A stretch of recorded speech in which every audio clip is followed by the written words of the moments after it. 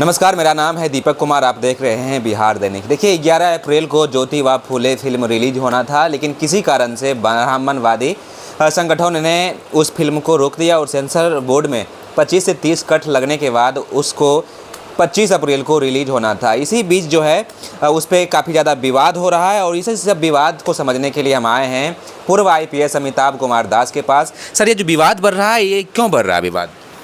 देखिए, मैं पूरा मामला दर्शकों को शुरू से समझाता हूँ। ये जो ज्योतिबा फुले थे, एक बहुत महान समाज सुधारक थे।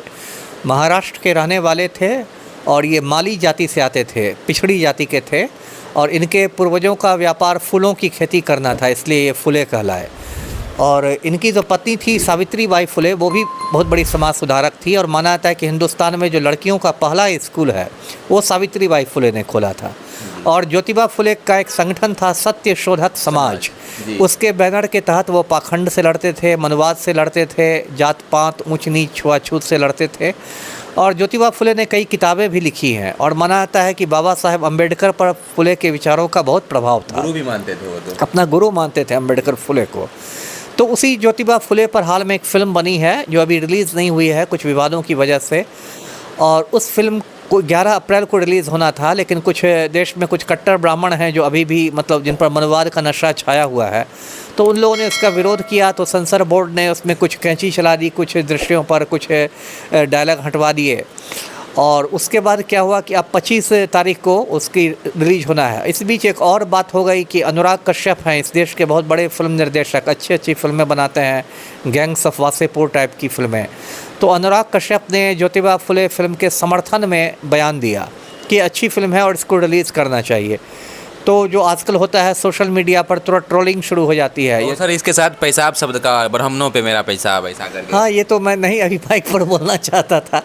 तो आजकल ट्रोलिंग शुरू हो जाती है, तो उनकी भी ट्रोलिंग शुरू हो गई। अनुराग कश्यप की उनके परिवार वालों को भी गालियाँ दी जाने लगी।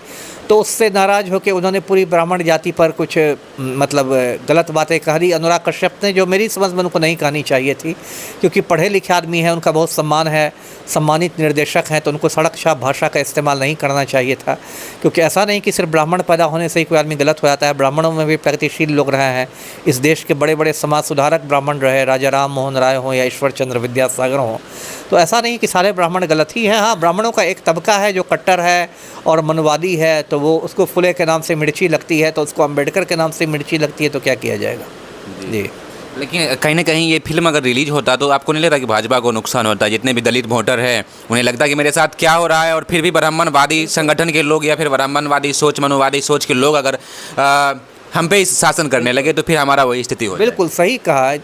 देखिए, ये पूरा जो भाजपा है, RSS है, पूरा जो संघ परिवार है, इसका एजेंडा ही है कि हिंदू राष्ट्र की ओट में, हिंदू धर्म की ओट में देश में मनुवाद को थोप दिया जाए।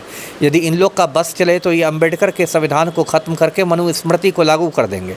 RSS जो है वो मेनली जनेऊ जिहाद में विश्वास करता है। जनेऊ जिहाद का मतलब हुआ कि हिंदू धर्म की ओट में ब्राह्मणों का वर्चस्व स्थापित कर दिया जाए। तो भाजपा हो, RSS हो, विश्व हिंदू परिषद हो, बजरंग दल हो, ये सभी जनेऊ जिहादी संगठन हैं। जिहाद शब्द का उपयोग कर रहे हैं आप? हाँ, क्यों? बस लव जिहाद में जिहाद का उपयोग होगा। जनेऊ जिहाद भी ये लोग कर रहे हैं, तो जनेऊ जिहाद ये लोग करते हैं।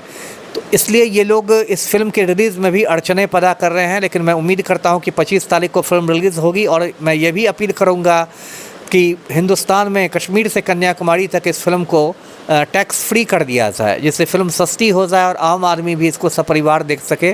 क्योंकि ज्योतिबा फुले कोई मामूली व्यक्ति नहीं थे, महान समाज सुधारक थे और उनके जो विचार थे वो आज के ज़माने में और ज़्यादा प्रासंगिक हो गए हैं, जब मनुवादी शक्तियाँ सक्रिय हो गई हैं और इस देश में लोगों के दिमाग में गोबर और गोमूत्र भरा जा रहा है। अभी एक दिल्ली से खबर आ रही थी, लक्ष्मीबाई कॉलेज की प्रिंसिपल कॉलेज में गोबर लिप रही है, जब पूरा देश गोबर युग में प्रवेश कर रहा है। तो वैसी स्थिति में ज्योतिबा फुले की फिल्म की प्रासंगिकता बहुत बढ़ती है, उनके संदेश की प्रासंगिकता बढ़ती है। इसलिए पूरे देश में ये फिल्म टैक्स फ्री होनी चाहिए। अभी जैसे कि बिहार में नीतीश जी का सरकार है, अगर ये फिल्म टैक्स फ्री कर दे तो किनको नुकसान होगा? नुकसान तो एनडीए वालों को ही होगा, मेनली तो जो नीतीश के आका बैठे हुए हैं दिल्ली में, भाजपा वाले तड़ी पाड़ गृह मंत्री और नरेंद्र मोदी, उन लोग को नुकसान होगा।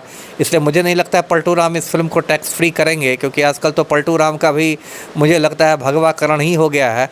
वक्फ बिल पर जिस तरह से जदयू का स्टैंड रहा, उसे तो लगता है कि पलटू राम पूरी तरह से भाजपा की कठपुतली बन के काम कर रहे हैं। जी बहुत बहुत धन्यवाद।